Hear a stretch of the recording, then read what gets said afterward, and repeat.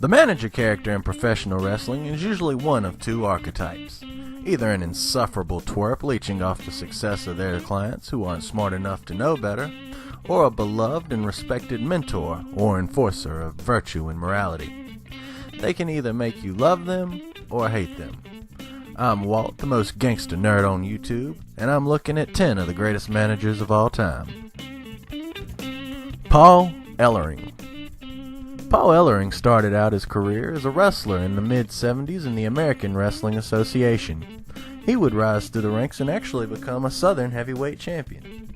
He would also wrestle in the Mid-South, Portland, and Memphis wrestling territories before a knee injury tragically cut his career short.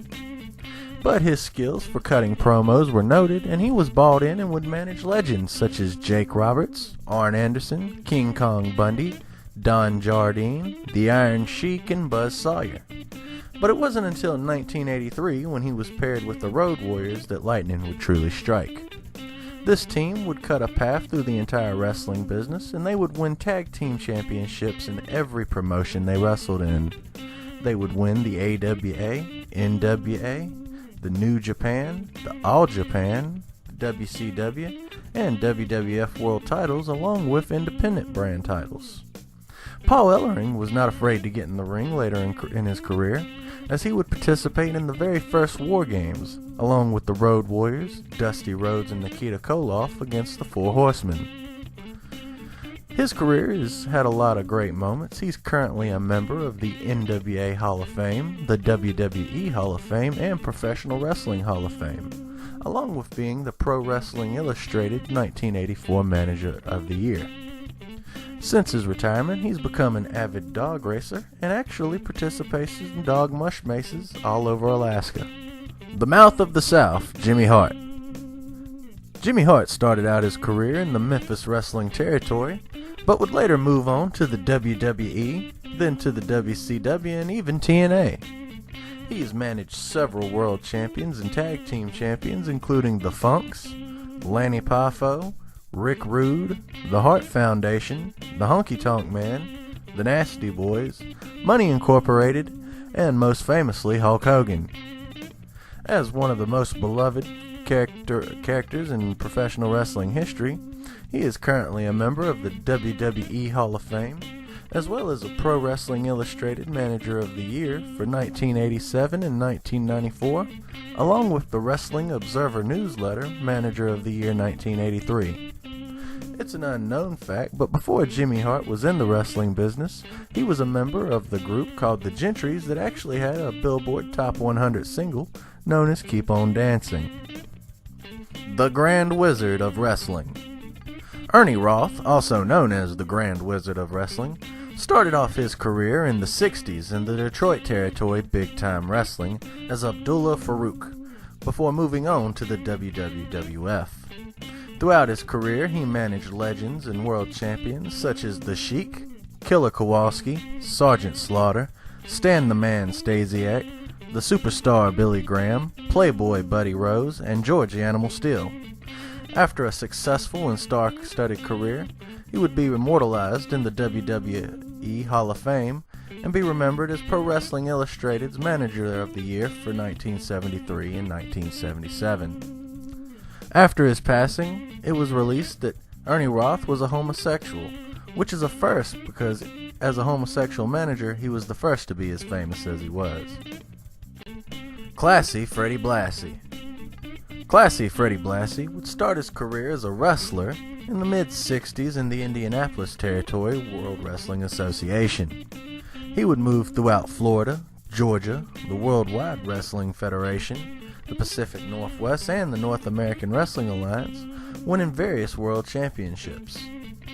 After a very successful wrestling career, he applied himself as a manager and would manage several more champions such as Nikolai Volkov, the Iron Sheik, Baron von Raschke, Jesse the Body Ventura, Dick Murdoch, and Blackjack Mulligan.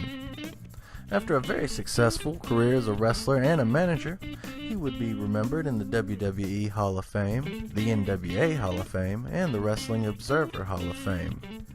It's an interesting fact, he introduced Hulk Hogan in his very first WWF match. William Moody. William Moody, also known as Paul Bearer and also known as Percy Pringle, started out his career in the Florida wrestling territory before moving to World-Class Championship Wrestling, later the USWA, then to WWF, and finally TNA. He's managed several champions over his career, including, but not limited to, Rick Rude, Steve Austin, Blackjack Mulligan, Kane, Mankind, and most famously, The Undertaker. He was posthumously inducted into the WWE Hall of Fame and was Professional Wrestling Illustrated's Manager of the Year for 1998.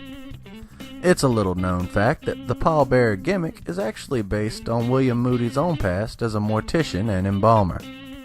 Paul Heyman. Paul Heyman, also known as Paul E. Dangerously, would start out his career in Florida, moving to Memphis, the AWA, WCW, the ECW, and finally WWE.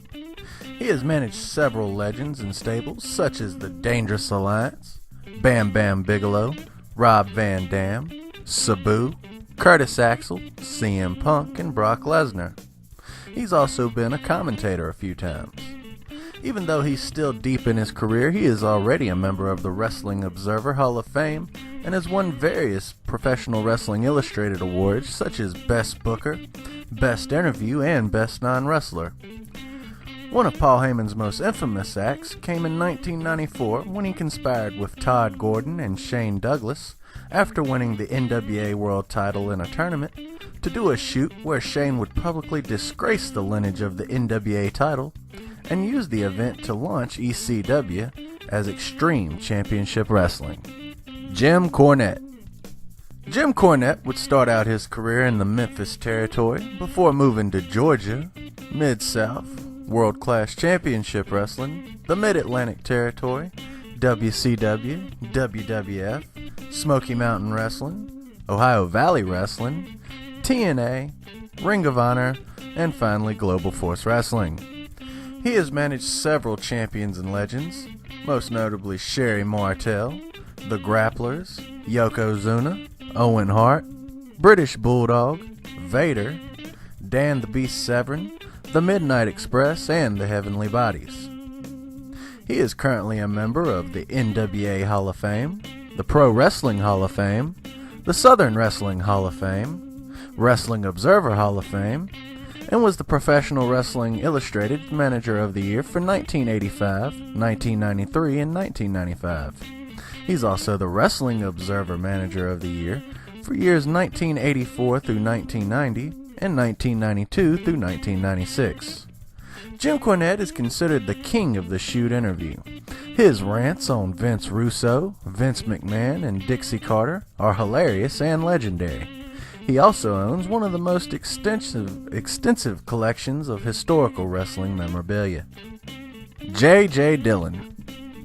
J.J. Dillon started out as a referee in the Worldwide Wrestling Federation before moving on as a wrestler to the Ohio section of Big Time Wrestling, then on to Canada, Japan, Australia, and Florida, winning various championships before becoming a full-time manager in Mid-Atlantic and working behind the scenes at both WWF and WCW, and even making a few appearances at TNA.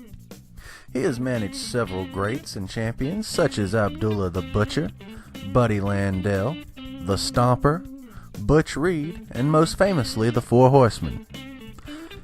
He is one of the few to be all three, a referee, a wrestler, and a manager, and is currently a member of the Professional Wrestling Hall of Fame, the WWE Hall of Fame, and was Professional Wrestling's Illustrated's Manager of the Year for 1982, 1983, and 1988. Even though he retired in 2003, he did a one-night show in 2009 at Def WrestleFest, and currently does color commentating for First State Championship Wrestling. Captain Lou Albano. Captain Lou Albano started out as a wrestler in the Worldwide Wrestling Federation and would stay there when it became the World Wrestling Federation as a manager. He has managed 15 different tag team champions and several individual champions, including but not limited to Ivan Koloff, the Valiants, Ray Stevens, the Wild Samoans, the Blackjacks, the Yukon Lumberjacks, the Head Shrinkers, the U.S. Express, and the British Bulldogs. He's a member of the Professional Wrestling Hall of Fame, the WWE Hall of Fame, and Wrestling Observer Hall of Fame. He was the Professional Wrestling Illustrated's Manager of the Year for 1974, 1981, and 1986. It's a little known fact that Captain Lou may have saved Vince McMahon. The Wrestling Rock connection, which did save Vince McMahon in the 1980s, went like this. Roddy Piper and Cowboy Bob Orton break up an award ceremony for Cyndi Lauper, which caused her to have to be rescued by Hulk Hogan. This led to the war to settle the score, with Hogan winning by DQ. This was the impetus for the first WrestleMania main event. This in part led to the 80s wrestling boom, and without that momentum, Vince's national expansion could have very well failed, and wrestling would be very different today. Bobby the Brain Heenan. Bobby the Brain Heenan started out his career as Pretty Boy Bobby Heenan in the Indianapolis Territory World Wrestling Association before moving on to the AWA, the WWF, and finally the WCW. The Brain has managed many legends including Angelo Poffo, Nick Bockwinkel, Rick Rude, Harley Race, Ric Flair, the Brainbusters, the Islanders, and the Blackjacks. He's one of the few who started out as a wrestler, then as a manager, and then to a commentator. He's a member of the WWE Hall of Fame, Professional Wrestling Hall of Fame, the KOCO Sports Hall of Fame, Wrestling Observer Hall of Fame. He was the Pro Wrestling Illustrated Manager of the Year for 1972, 1976, 1989, and 1981, and Wrestling Observer's Best Commentator for 1992 and 1994. When Bobby Heenan left the WWF for WCW, he put Gorilla Monsoon over by having Gorilla throw him out onto the street. When Monsoon passed, it was Heenan that announced on WCW Monday Nitro that the Gorilla had passed away, and actually said a goodbye. It's rumored that people at WCW were against this, but he did it anyway. At Heenan's WWE Hall of Fame induction, he stated that his friend Gorilla Monsoon was the only thing missing at the time. So, did you learn anything? Did I make a mistake? Let me know in the comments below. I'm Walt, the most gangsta nerd on YouTube, and I'll see you next time.